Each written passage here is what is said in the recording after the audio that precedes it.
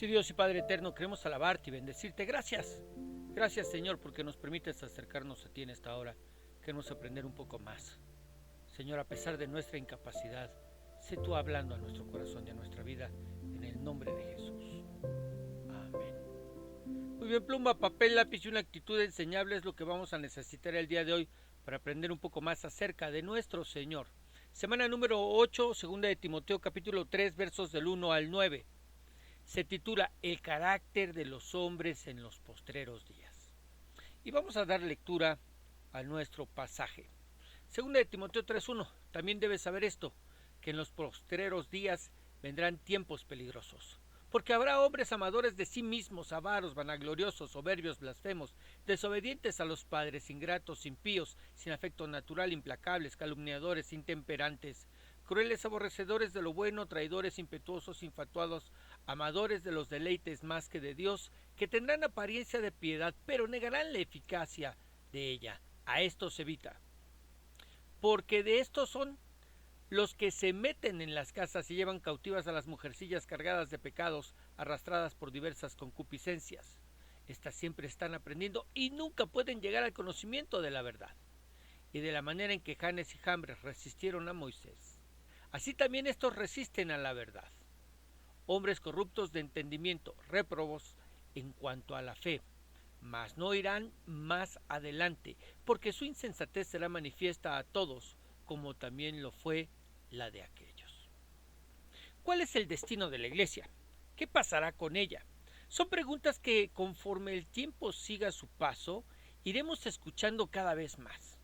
Pablo nos habla del carácter que tendrán muchas de las personas que estarán dentro de nuestras iglesias. No fuera, no en el mundo, sino dentro de nuestras iglesias.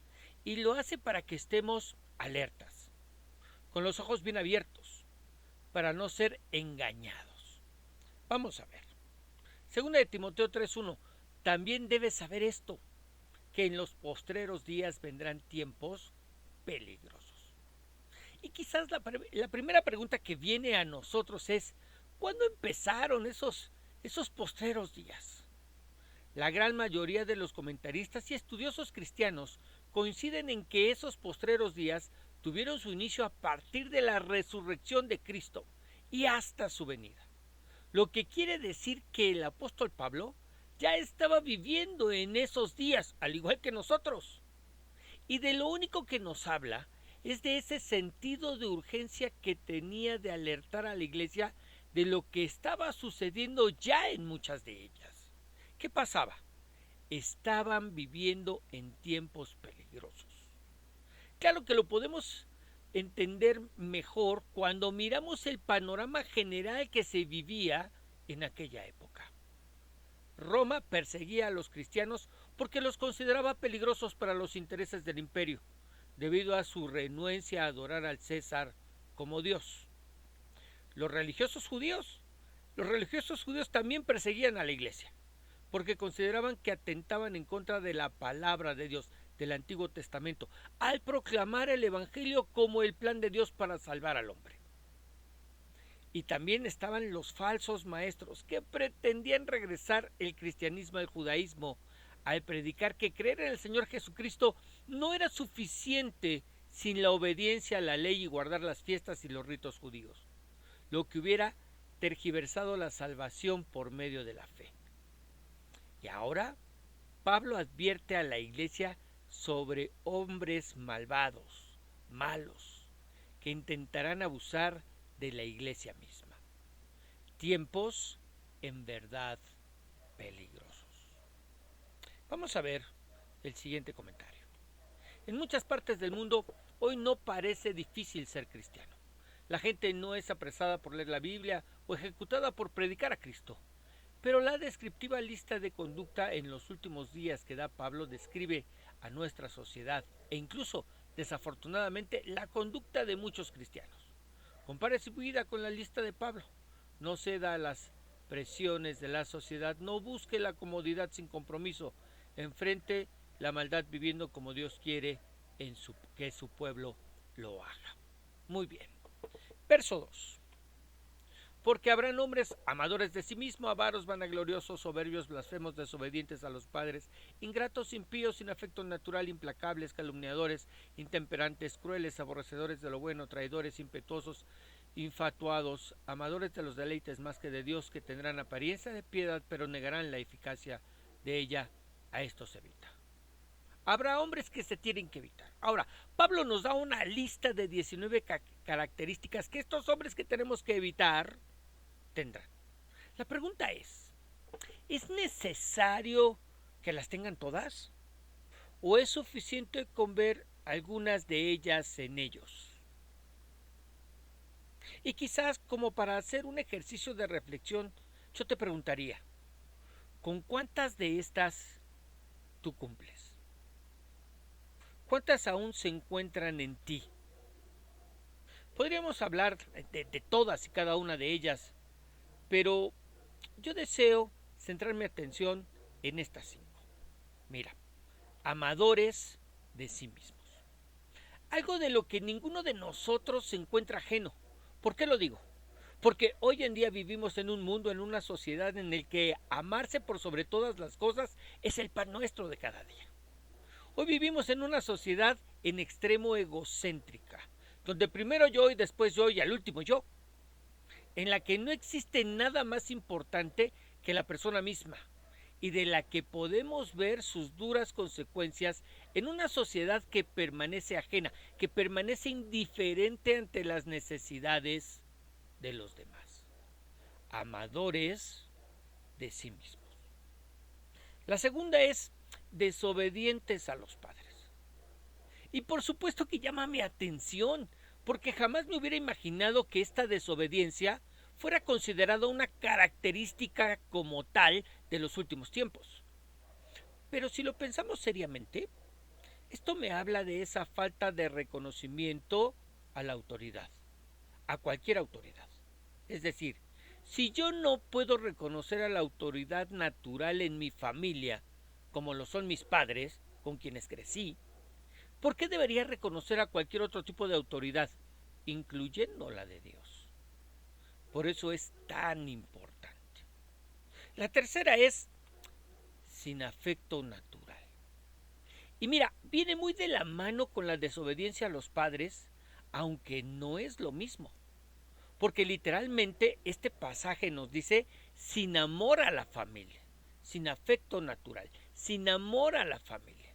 No solo a los padres, sino a la familia en general, padres, hermanos, sobrinos, abuelos, tíos, etc. Donde a ellos no nos une el cariño, el amor de familia, sino en muchos casos lo que de ellos pudiéramos sacar, lo que de ellos pudiéramos obtener, ese interés. Pero ¿qué pasa cuando ya no hay nada que nos puedan o quieran dar? Los hacemos a un lado y seguimos adelante. Y es una característica de esos finales y peligrosos tiempos, porque se necesitará de ser así para entregar a los familiares a muerte que en verdad son creyentes en el tiempo de la gran tribulación, sin afecto natural. En cuarto lugar, amadores de los deleites más que de Dios. ¿Y quién dijo que el pecado no era sabroso? Mira, si no lo fuera, pues no habría tal cantidad de pecadores. Ahora, esta característica nos habla de aquellos que, viniendo a nuestras iglesias y conociendo quién es Dios, deciden que los placeres de este mundo son mejores que seguir a Dios mismo. Aunque siguen yendo o siguen viniendo a nuestras iglesias para callar las voces de sus conciencias que los acusan. Amadores de los deleites más que de Dios. Y en quinto y último lugar, llamo tu atención a aquellos que tendrán apariencia de piedad, pero que negarán la eficacia de ella. ¿De qué nos habla esta característica? Bueno, en primer lugar nos habla de esos que cuidan de la manera en que son vistos de los demás, la apariencia. Estos que cuando vienen a la iglesia se visten de manera apropiada, que no necesariamente es la misma manera en que suelen hacerlo, Hablan de manera correcta, se comportan como si fueran verdaderos creyentes. que si los vemos, si los observamos en la iglesia o ambientes relacionados con ella, concluiríamos que pues definitivamente son cristianos, pero que en lugar de confiar en la eficacia de la redención en la cruz de Cristo y en la salvación por medio de la sola fe, ellos no creen que eso sea suficiente y siempre le darán a las obras el poder de darles o de quitarles esa salvación que por el Señor fue ganada en la cruz del Calvario. Es decir, nos habla de esos religiosos que confían en sus buenas obras para salvación, por encima del sacrificio de Cristo. Nos habla de esos que creen que la salvación se puede perder o se puede ganar por lo que hacemos o por cómo nos vemos, que tendrán apariencia de piedad, pero negarán la eficacia de esa piedad. Vamos a ver, con relación a la apariencia de piedad, el siguiente comentario. La apariencia de piedad incluye ir a la iglesia, conocer la doctrina cristiana, usar imágenes cristianas y seguir las tradiciones cristianas de la comunidad. Dichas prácticas pueden hacer parecer bien a una persona, pero si no hay actitudes internas de creer, amar y adorar, la apariencia externa no tendrá sentido. Pablo nos previene para que no seamos engañados por personas que solo tienen la apariencia de ser cristianos. Al principio puede ser difícil distinguirlos de los verdaderos cristianos, pero sus conductas diarias los denunciarán. Las características descritas en capítulo 3, versos 2 al 4, son inconfundibles. Ahora, ¿qué debiéramos hacer con aquellos que tengan estas características? Pablo nos dice, evítalos. A estos evita. No nos pide que nos acerquemos a ellos para ver si podemos hacerlos cambiar. No. Pablo nos pide que nos alejemos de ellos lo más que podamos, que nos apartemos de ellos, de sus personas, de sus enseñanzas y de su influencia, para que de ninguna manera nos veamos tentados a vivir un cristianismo, entre comillas, como el que ellos viven. De ninguna manera. ¿Por qué? Verso 6. Porque de estos son los que se meten en las casas y llevan cautivas a las mujercillas cargadas de pecados, arrastradas por diversas concupiscencias, debilidades. Estas siempre están aprendiendo y nunca pueden llegar a aprender, o sea, al conocimiento de la verdad. ¿Cuál es la labor? ¿Cuál es la comisión? ¿Cuál es el propósito de estos? Meterse en las casas. Es decir, el mal no solamente se encuentra afuera de nuestros hogares, en el mundo, en las religiones que llevan al error, no, sino que estos se meten en lo que debiera ser nuestro refugio con el fin de arrastrarnos a sus falsas doctrinas, a vivir vidas fundamentadas en el error, como lo hacen ellos, teniendo en la mira a aquellos que se encuentran cargados de pecados, luchando con situaciones difíciles y que no han podido superar, que no han podido dejar del todo, como alguien que sigue luchando en contra del alcohol o el cigarro o la pornografía o el vicio de las redes sociales tan común hoy en día. Esos de los que nos dice Pablo que siempre están aprendiendo acerca de la gracia de Dios, del perdón de los pecados en Cristo, de la manera en que hemos sido redimidos, pero que nunca pueden asimilar, que nunca pueden llegar al conocimiento de la verdad. Es decir, nunca pueden saberse del todo perdonados, esos que son atormentados por la culpa de sus pecados y debilidades. ¿Qué hacen estos? Se aprovechan de ellos para llevarlos, para desviarlos de la verdad y compartirles un evangelio equivocado, basado en las apariencias ante la gente, aunque por dentro se encuentran llenos de culpas y pecados porque no han creído en el evangelio y la eficacia del sacrificio de Cristo para el perdón de los pecados y librarnos de toda culpa. Para el perdón de los pecados y librarnos de toda culpa. Y los llevan a creer en los ritos, en que participando de ellos alcanzarán el perdón y salvación que tanto necesitan. Ese era el caso de los judaizantes. Ellos iban y aprovechándose de la ignorancia de algunos de los de la iglesia. Nos habla de las mujercillas.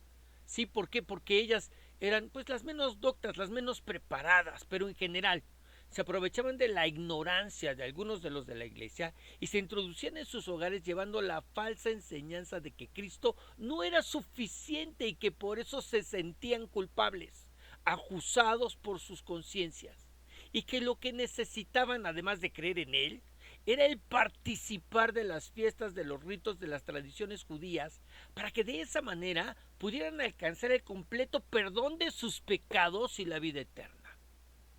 Un falso evangelio basado en las obras, basado en los ritos y las prácticas de religiones muertas. En lo que pensamos en esto, vamos a ver el comentario. Debido a su trasfondo cultural, las mujeres de la iglesia de Éfeso no habían tenido un entrenamiento religioso formal. Ellas disfrutaban de su nueva libertad para estudiar las verdades cristianas, pero sus ansias por aprender las convirtió en blanco de los falsos maestros. Pablo advirtió a Timoteo para que estuviera alerta de los hombres que quisieran sacar ventaja de estas mujeres. Los nuevos creyentes necesitan crecer en su conocimiento de la palabra, porque la ignorancia los puede convertir en vulnerables al engaño. ¿Okay? Esa es la razón por la que insistimos tanto en escudriñar, en leer, en meditar la Escritura. ¿Ok? Muy bien, verso 8. Y de la manera que Janes y Jambres resistieron a Moisés, así también estos resisten a la verdad, hombres corruptos de entendimiento, réprobos en cuanto a la fe, mas no irán más adelante, porque su insensatez será manifiesta a todos, como también lo fue la de aquellos. Ahora Pablo los compara con Janes y Jambres. Ahora, ¿quiénes son? Vamos con nuestras Biblias a Éxodo capítulo 7, versos del 10 al 12. Pasaje que nos habla precisamente de cuando Dios saca a Israel de en medio de Egipto a través de Moisés y de Aarón, ¿verdad? Y los hace llegar al palacio. Vamos a ver lo que nos dice la Escritura, Éxodo 7:10. Vinieron pues Moisés y Aarón a Faraón, e hicieron como Jehová lo había mandado. Y echó Aarón su vara delante de Faraón y de sus siervos, y se hizo culebra. Entonces llamó también Faraón sabios y hechiceros, e hicieron también lo mismo los hechiceros de Egipto con sus encantamientos, pues echó cada uno su vara, las cuales se volvieron culebras, mas la vara de Aarón devoró las varas de ellos. Y lo mismo sucedió con la plaga de sangre y con la plaga de las ranas. Esos hechiceros se resistieron a la verdad y la imitaron a través de sus encantamientos y engaños, de los que jamás se habían dado sus nombres en la Escritura. Pero en este pasaje, Pablo nos dice que se llamaban Janes y Jambres, derivado de las enseñanzas no escritas de los judíos, de la tradición. ¿Ok? Muy bien. Y nos dice que así como estos hechiceros resistieron la verdad, de la misma manera estos corruptos, de los que nos viene advirtiendo, resisten la verdad del Evangelio, pues sus entendimientos se encuentran corrompidos y su fe es reprobada. Pero no debemos preocuparnos demasiado de ellos, pues solo es cuestión de tiempo para que sean descubiertos, sacados a la luz, manifiestos a todos. De esto nos habla Pablo. Los compara con Janes y con Jambres, quienes resistieron a la verdad de Dios por medio de Moisés y Aarón, e imitaron los primeros milagros que se hicieron a través de ellos para resistir a esa verdad. Pero nos dice que estos hacen exactamente lo mismo, resisten a la verdad. Pero así como estos no pudieron resistir a la verdad todo el tiempo, porque llegó el momento en que se vieron superados por la verdad, también estos se verán superados por la verdad del Evangelio, y serán manifiestos, descubiertos, sacados a la luz a todos. A lo que yo te pregunto, ¿has podido ver de estos en tu iglesia? Piensa, ¿has podido ver de estos en tu iglesia? Hombres de aparente piedad, pero cuyo propósito es desviar de la verdad a su verdad a aquellos que no tienen mucho conocimiento de las Escrituras y que pretenden llevarlos o por un cristianismo lleno de reglas, ritos, prácticas que aparentemente son buenas, pero que en realidad niegan la eficacia del sacrificio de Cristo, o por un cristianismo tan light, tan ligero, que les hacen creer que no importa que sigan pecando, al cabo que Dios está para perdonar, haciendo del sacrificio de Cristo un lavadero. ¿Has podido ver de estos en tu iglesia? Y en lo que lo piensas, oremos.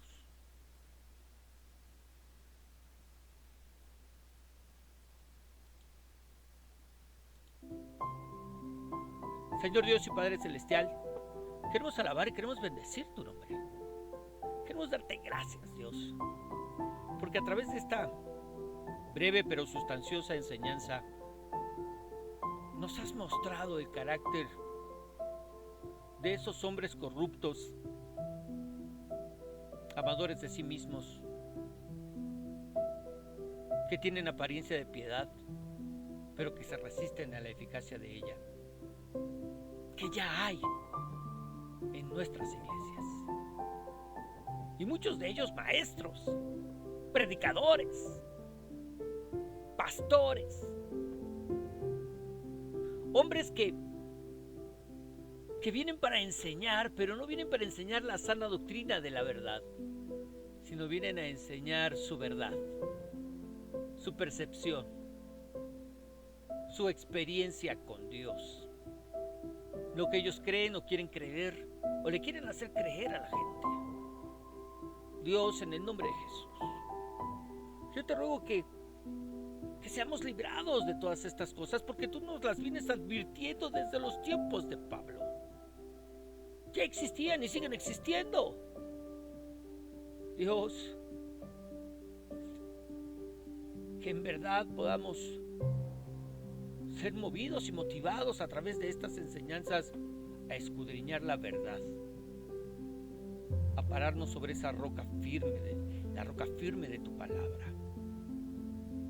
y no ser movido de ella.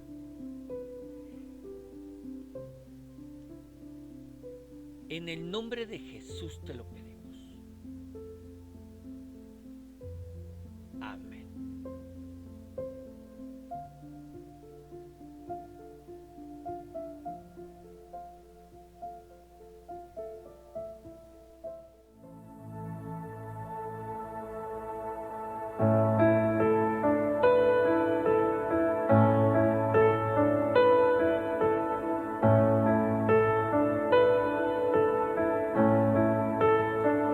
Cuán grande abismo entre nosotros, cuán alto monte para escalar. Con desespero volví al cielo y en la noche te hice llamar.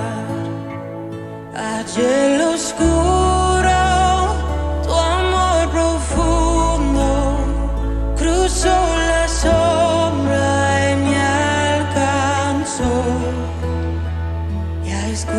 consumado y el fin escrito, mi esperanza está en Jesús.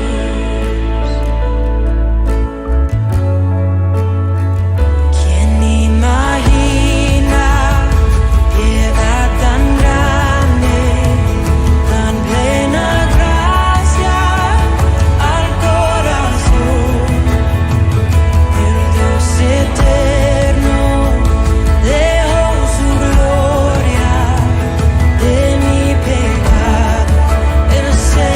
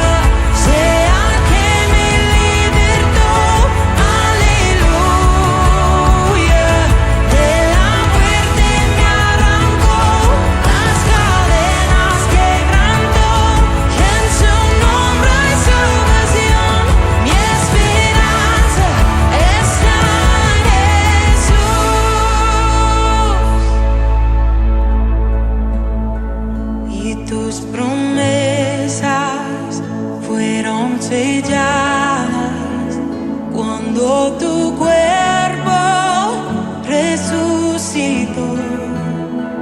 Te espero silencio.